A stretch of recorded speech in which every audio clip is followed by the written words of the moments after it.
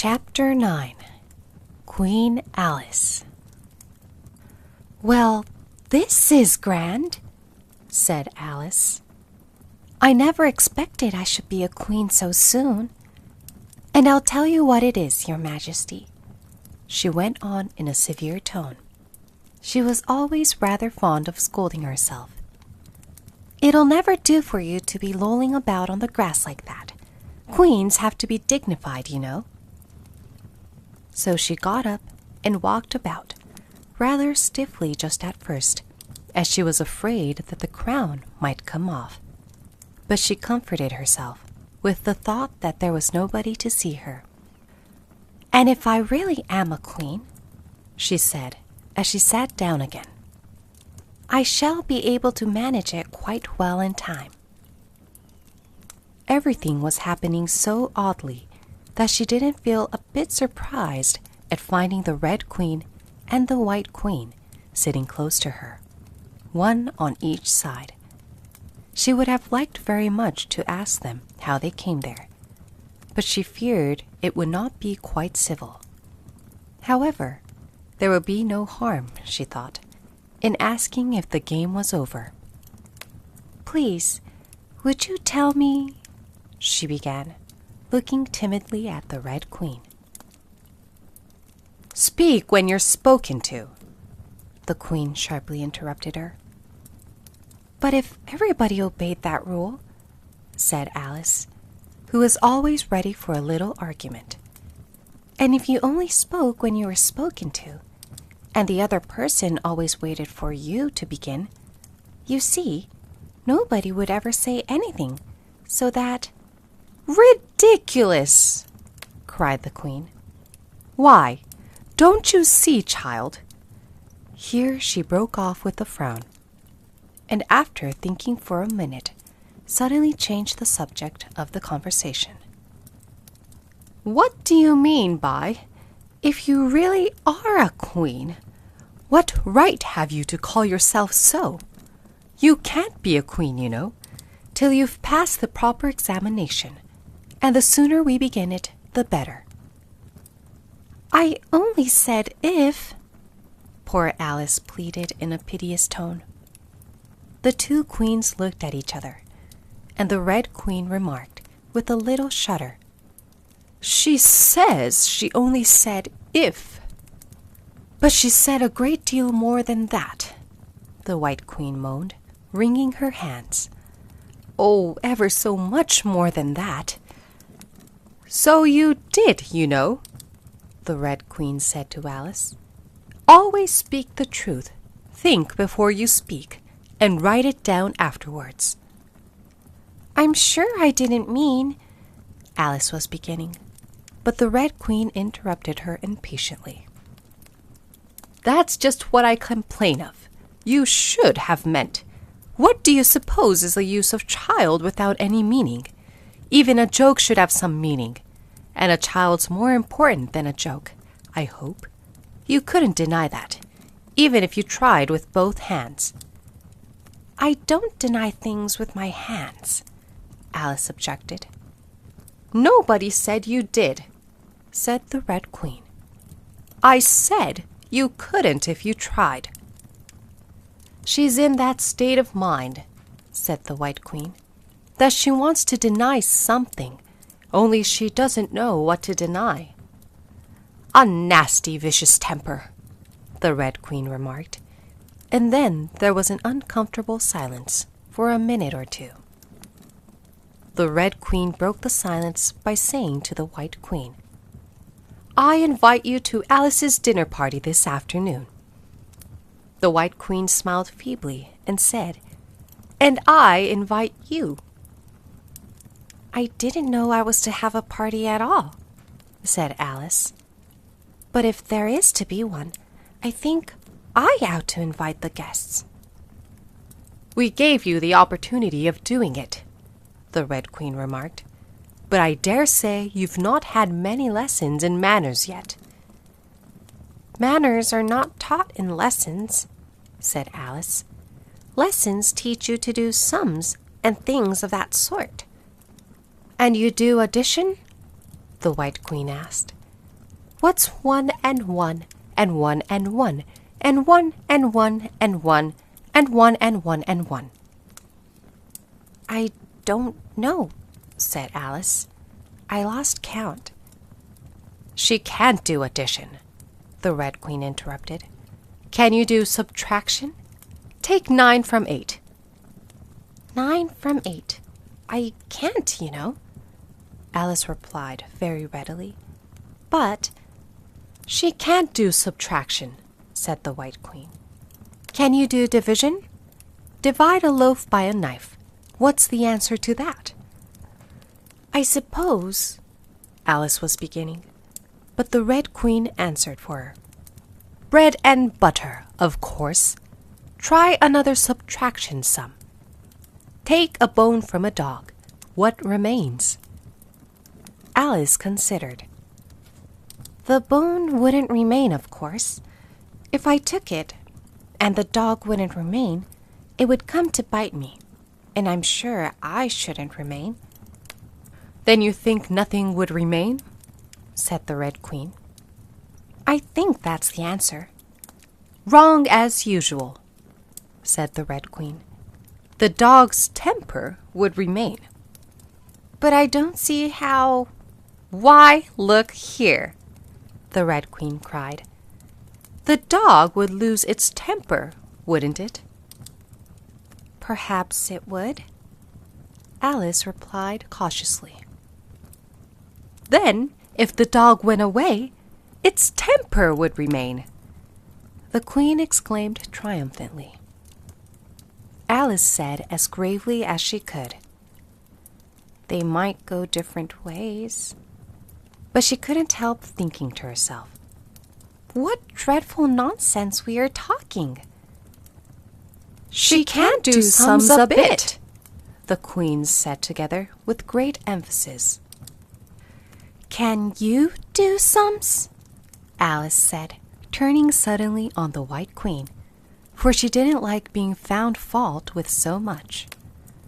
The Queen gasped and shut her eyes. I can do addition, if you give me time, but I can't do subtraction under any circumstances. Of course you know your ABC, said the Red Queen. To be sure I do, said Alice.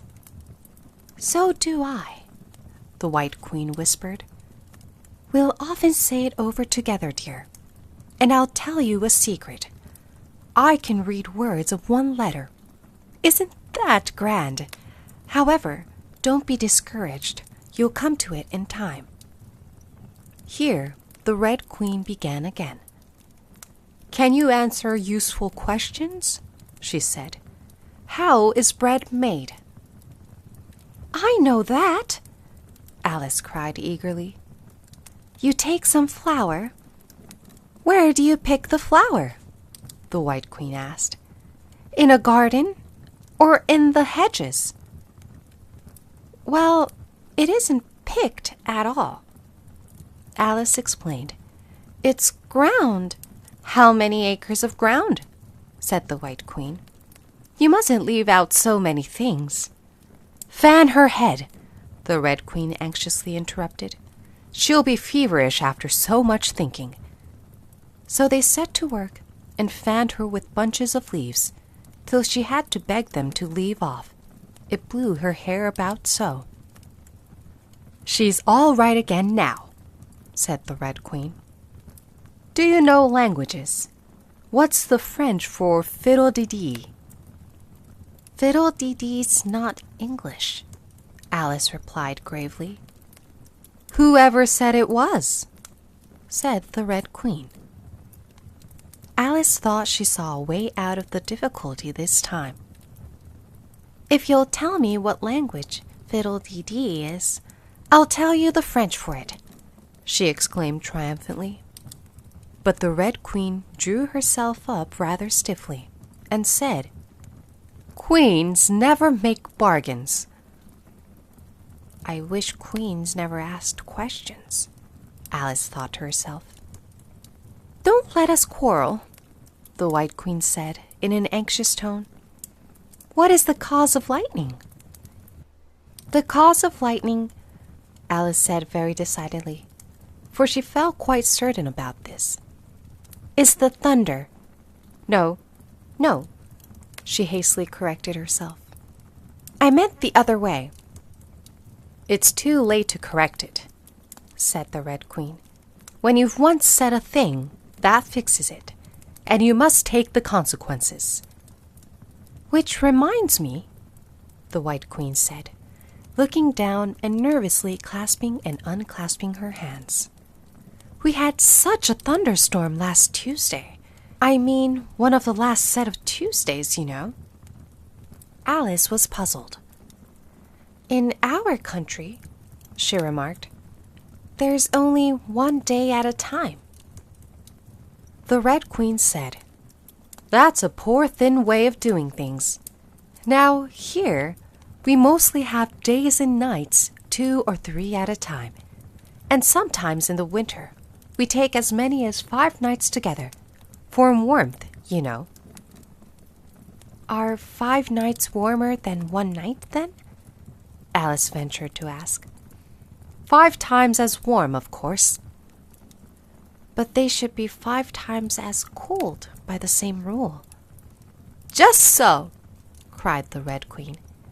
5 times as warm, and 5 times as cold, just as I'm 5 times as rich as you are, and 5 times as clever. Alice sighed and gave it up. It's exactly like a riddle with no answer, she thought. Humpty Dumpty saw it too, the White Queen went on in a low voice, more as if she were talking to herself. He came to the door with a corkscrew in his hand. What did he want? Said the Red Queen. He said he would come in, the White Queen went on, because he was looking for a hippopotamus. Now, as it happened, there wasn't such a thing in the house that morning. Is there generally? Alice asked, in an astonished tone. Well, only on Thursdays, said the Queen. I know what he came for, said Alice. He wanted to punish the fish because... Here the White Queen began again. It was such a thunderstorm you can't think. She never could, you know, said the Red Queen. And part of the roof came off, and ever so much thunder got in, and it went rolling round the room in great lumps, and knocking over the tables and things, till I was so frightened I couldn't remember my own name. Alice thought to herself, I never should try to remember my name in the middle of an accident. Where would be the use of it? But she did not say this aloud, for fear of hurting the poor Queen's feeling. Your Majesty must excuse her, the Red Queen said to Alice, taking one of the White Queen's hands in her own and gently stroking it. She means well, but she can't help saying foolish things as a general rule. The White Queen looked timidly at Alice, who felt she ought to say something kind, but really couldn't think of anything at the moment. She never was really well brought up, the Red Queen went on, but it's amazing how good-tempered she is. Pat her on the head and see how pleased she'll be. But this was more than Alice had courage to do. A little kindness and putting her hair in papers would do wonders with her. The White Queen gave a deep sigh and laid her head on Alice's shoulder. I am so sleepy, she moaned. She's tired, poor thing, said the Red Queen. Smooth her hair, lend her your nightcap, and sing her a soothing lullaby. I haven't got a nightcap with me, said Alice, as she tried to obey the first direction. And I don't know any soothing lullabies. I must do it myself, then, said the Red Queen, and she began. Hush-a-bye, lady, in Alice's lap, till the feast's ready, we've time for a nap. When the feast's over, go to the ball. Red Queen and White Queen and Alice and all. And now you know the words, she added, as she put her head down on Alice's other shoulder. Just sing it through to me. I'm getting sleepy too. In another moment, both queens were fast asleep and snoring loud. What am I to do? Exclaimed Alice, looking about in great perplexity, as first one round head and then the other rolled down from her shoulder and lay like a heavy lump in her lap. I don't think it ever happened before that anyone had to take care of two queens asleep at once. No, not in all the history of England. It couldn't, you know, because there never was more than one queen at a time. Do wake up, you heavy things, she went on in an impatient tone, but there was no answer but a gentle snoring. The snoring got more distinct every minute and sounded more like a tune. At least she could even make out the words, and she listened so eagerly that when the two great heads vanished from her lap, she hardly missed them. She was standing before an arched doorway, over which were the words Queen Alice in large letters, and on each side of the arch there was a bell handle. One was marked Visitor's Bell, and the other Servant's Bell. I'll wait till the song's over, thought Alice, and then I'll ring the... Which bell must I ring? She went on, very much puzzled by the names. I'm not a visitor, and I'm not a servant. There ought to be one marked Queen, you know. Just then the door opened a little way, and a creature with a long beak put its head out for a moment and said, No admittance till the week after next, and shut the door again with a bang. Alice knocked and rang in vain for a long time, but at last a very old frog, who was sitting under a tree, got up and hobbled slowly towards her. He was dressed in bright yellow and had enormous boots on. What is it now? The frog said in a deep, hoarse whisper. Alice turned round, ready to find fault with anybody. Where's the servant whose business it is to answer the door? She began angrily. Which door? Said the frog. Alice almost stamped with irritation at the slow drawl in which he spoke. This door, of course. The frog looked at the door with his large dull eyes for a minute. Then he went nearer and rubbed it with his thumb, as if he were trying whether the paint would come off. Then he looked at Alice. To answer the door? He said. What's it been asking of? He was so hoarse that Alice could scarcely hear him. I don't know what you mean, she said. I talks English, doesn't I? The frog went on. Or are you deaf? What did it ask you? Nothing, Alice said impatiently. I've been knocking at it. Shouldn't do that. Shouldn't do that, the frog muttered. Vexes it, you know. Then he went up and gave the door a kick with one of his great feet. You let it alone, he panted out, as he hobbled back to his tree. And it'll let you alone, you know. At this moment, the door was flung open, and a shrill voice was heard singing. To the looking-glass world it was, Alice that said, I've a sceptre in hand, I've a crown on my head. Let the looking-glass creatures, whatever they be, come and dine with the Red Queen, the White Queen and me. And hundreds of voices joined in the chorus. Then fill up the glasses as quick as you can, and sprinkle the table with buttons and bran. Put cats in the coffee and mice in the tea, and welcome Queen Alice with 30 times 3. Then followed a confused noise of cheering, and Alice thought to herself, 30 times 3 makes 90. I wonder if anyone's counting. In a minute, there was silence again, and the same shrill voice sang another verse. "O looking-glass creatures," quoth Alice, "draw near. 'Tis an honor to see me, a favor to hear. 'Tis a privilege high to have dinner and tea, along with the Red Queen, the White Queen, and me." Then came the chorus again. "Then fill up the glasses with treacle and ink, or anything else that is pleasant to drink. Mix sand with the cider, and wool with the wine, and welcome Queen Alice with 90 times 9.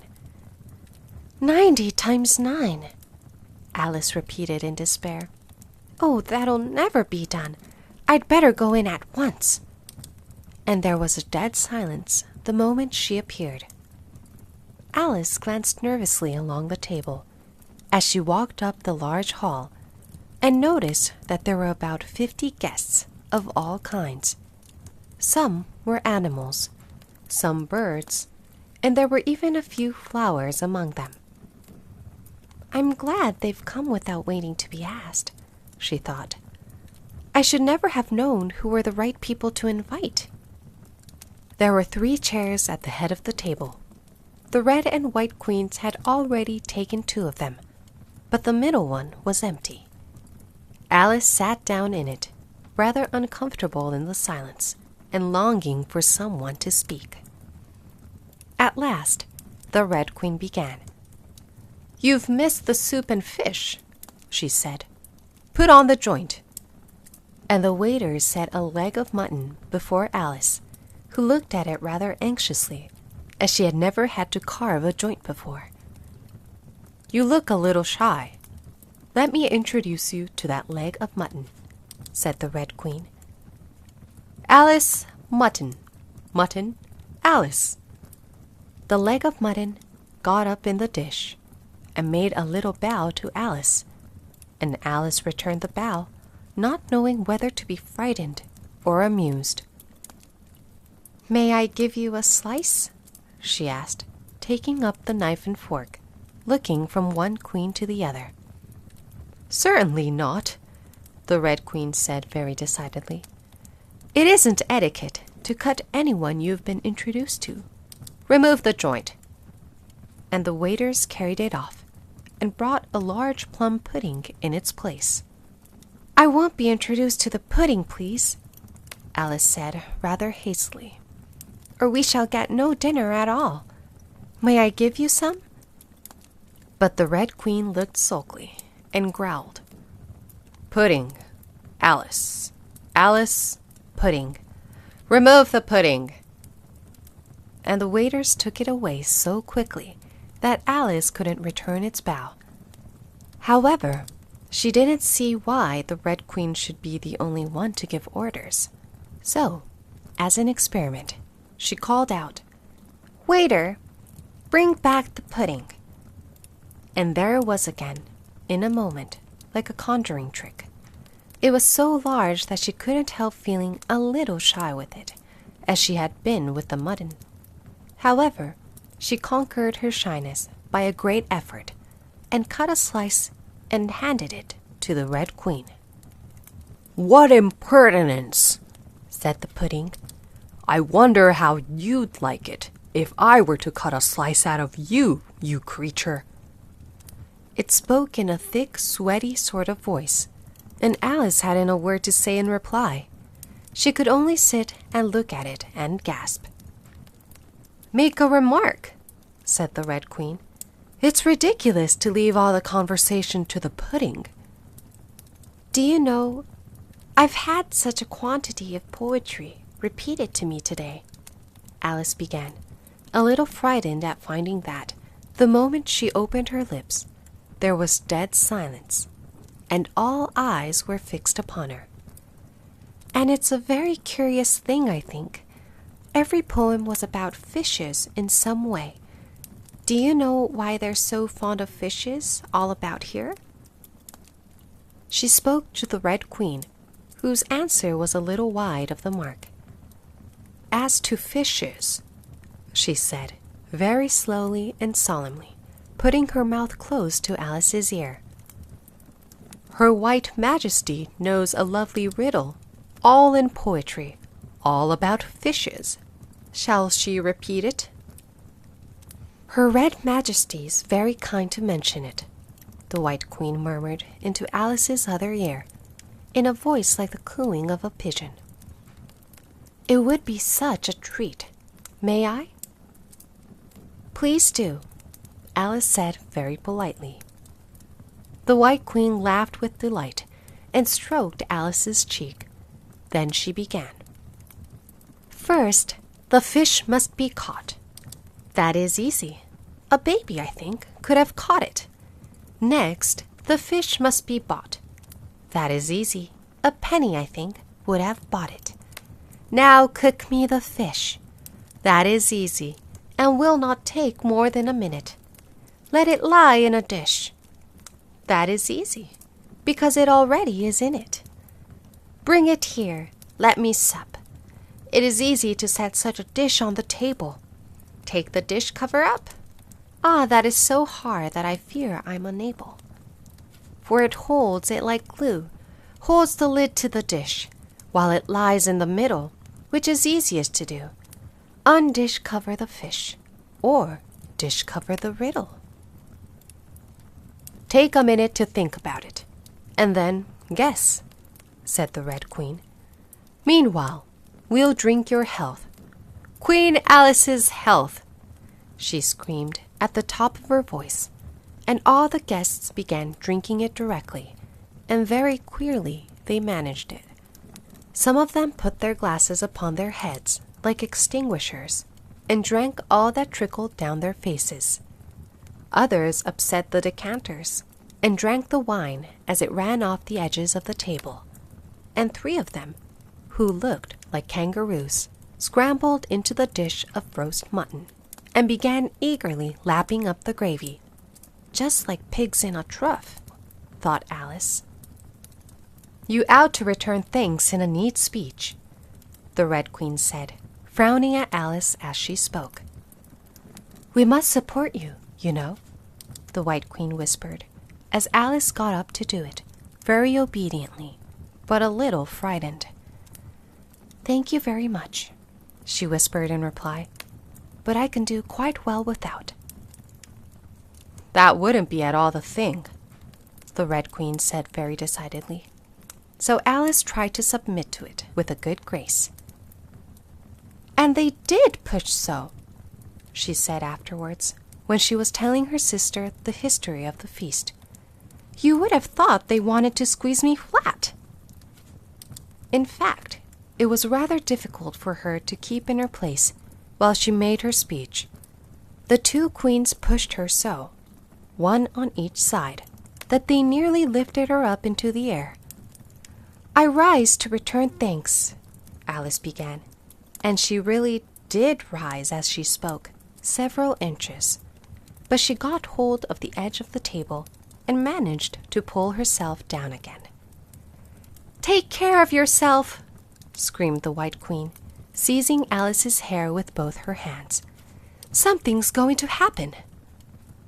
And then, as Alice afterwards described it, all sorts of things happened in a moment.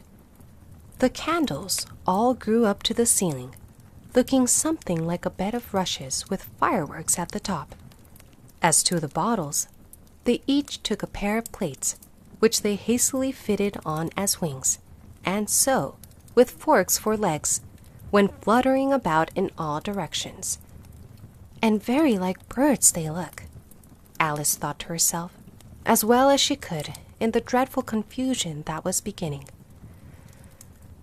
At this moment, she heard a hoarse laugh at her side, and turned to see what was the matter with the White Queen.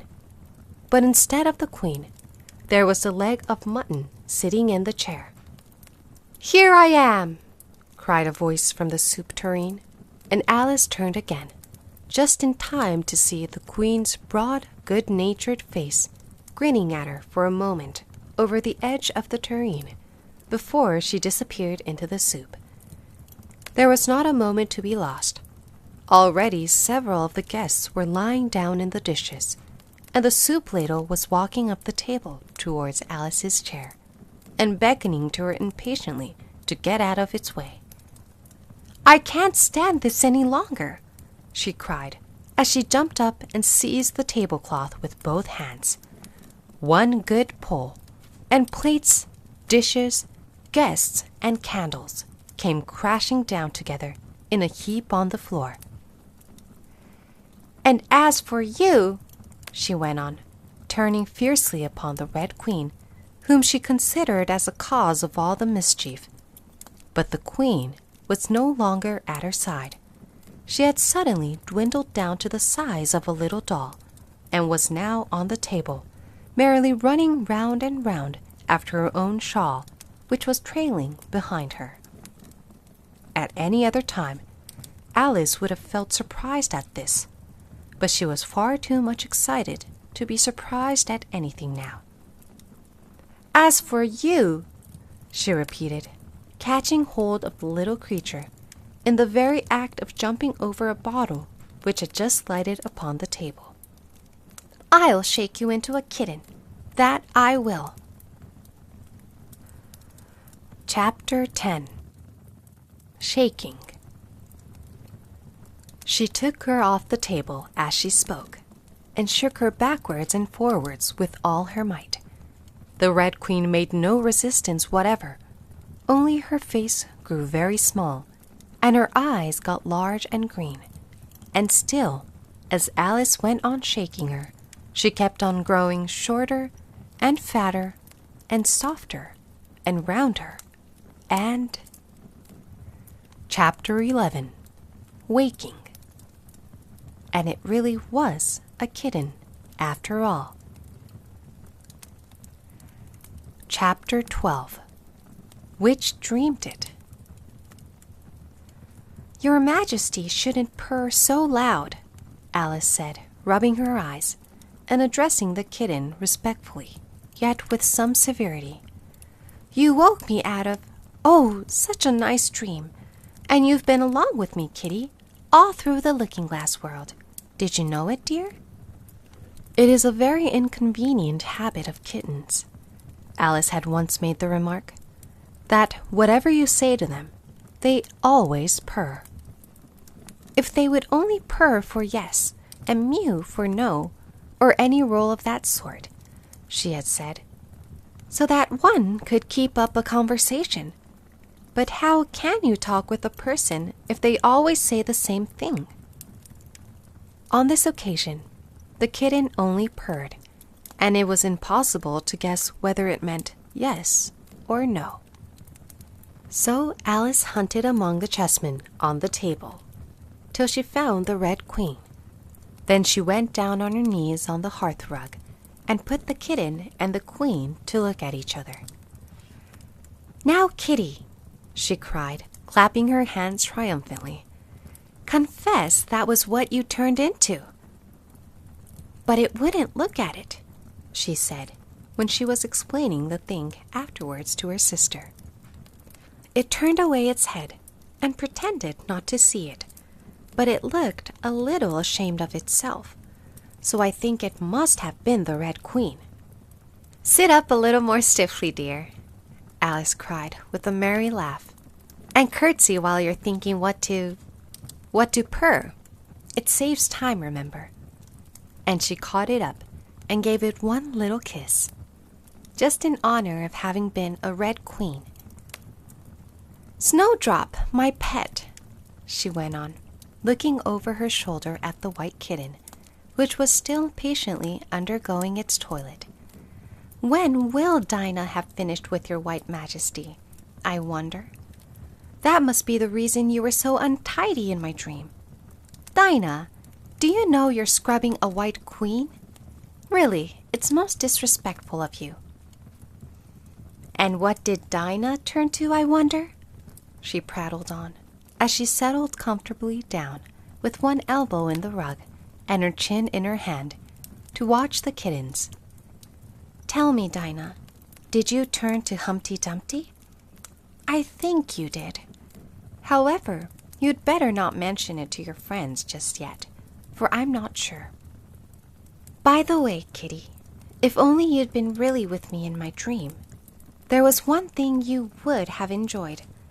I had such a quantity of poetry said to me, all about fishes. Tomorrow morning, you shall have a real treat. All the time you're eating your breakfast, I'll repeat, 'The walrus and the carpenter' to you, and then you can make believe it's oysters, dear." Now, Kitty, let's consider who it was that dreamed it all. This is a serious question, my dear, and you should not go on licking your paw like that, as if Dinah hadn't washed you this morning. You see, Kitty, it must have been either me or the Red King. He was part of my dream, of course, but then I was part of his dream, too. Was it the Red King, Kitty? You were his wife, my dear, so you ought to know. Oh, Kitty, do help to settle it. I'm sure your paw can wait. But the provoking kitty only began on the other paw and pretended it hadn't heard the question. Which do you think it was? A boat beneath a sunny sky, lingering onward dreamily in an evening of July. Children three that nestle near, eager eye and willing ear, pleased a simple tale to hear. Long has paled that sunny sky, echoes fade and memories die. Autumn frosts have slain July.